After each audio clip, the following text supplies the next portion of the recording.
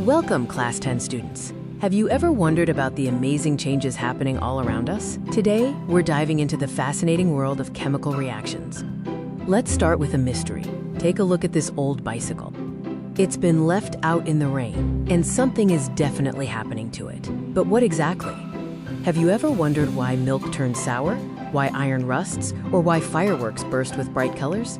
That's the magic of chemical reactions. So what exactly is a chemical reaction? A chemical reaction is a process where one or more substances change into new substances with different properties. Think of it like building with Legos. You start with certain bricks, break them apart, and then rearrange them to build something entirely new. Chemical reactions are happening constantly, all around us, even inside our bodies. Like the rusting of iron, that shiny metal gate slowly turns flaky and brown. Or when you cook food, raw vegetables transform into a delicious curry. And the amazing process of photosynthesis, where plants use sunlight to produce oxygen. Another cool example is the burning of a magnesium ribbon, which produces a bright white flame.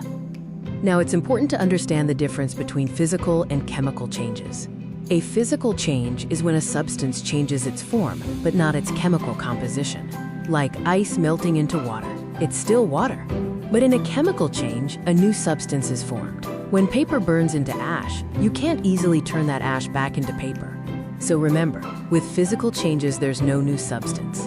With chemical changes, a new substance is always formed. You're doing great, future scientists. Now you know, a chemical reaction changes what things are made of. It's the reason for so many incredible transformations in our world. Next time, we'll see the secret language scientists use to write these reactions. Stay tuned. This video is proudly powered by Learning Beyond the Classroom, bringing NCERT Class 10 science to life.